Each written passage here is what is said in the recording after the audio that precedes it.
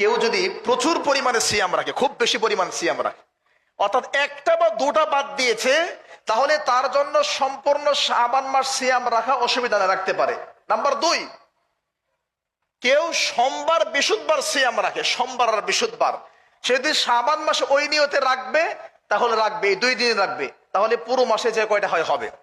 আবার কেউ নাম্বার 3, 13, 14, 15 এই 3 দিন সিয়াম রাখে। কেউ যদি চায় এই 3 দিনের উপর আমল করে তাহলে শাবান মাসে তার 3টা হবে। আবার কেউ যদি এরকম শুরু করে প্রথম 15 দিন সিয়াম রাখে নাই, 16 শাবান অথবা শবে বরাত যেটাকে আমরা বলি, এখান থেকে শুরু করে লাস্টের 15 দিন সিয়াম রাখে, এটা নিষিদ্ধ। কেন নিষিদ্ধ?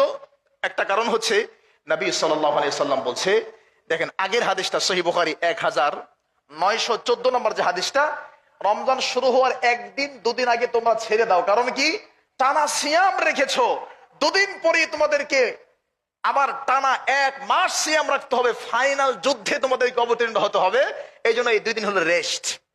শেখ বিন বাস রাহিমাহুল্লাহ, সালেহ আল উসাইমিন রাহিমাহুল্লাহ, সৌদি আরবের ইন্টারন্যাশনাল ফতোয়া বোর্ডের আল্লাজনা দাইমার বড় বড় শায়েখরা এবং শেখ নাসিরউদ্দিন আলবানী, তারা এই কথাই বলেছেন, যদি কেউ টানা শাবান মাস সিয়াম রাখে লাস্টের 2-3 দিন বাদ দিবে, আর কেউ যদি প্রথম 15 দিন না রাখে লাস্টের 15 দিন সে বিশেষ করে রাখবে না।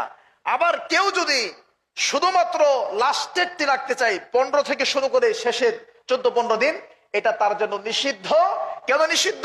নবী সাল্লাল্লাহু আলাইহি সাল্লাম নিষেধ করেছেন এজন্য, কারণ কয়েকদিন পরেই তার শরীরের উপর একটা বিরাট চাপ পড়তে পারে। তবে এই ভদ্রলোক যদি সিয়াম রেখে অভ্যস্ত হয়, সওমে দাউদ আলাইহিস সালাম এরকম 1 দিন পরে রাখা ছাড়া, তাহলে তার জন্য অসুবিধা নেই।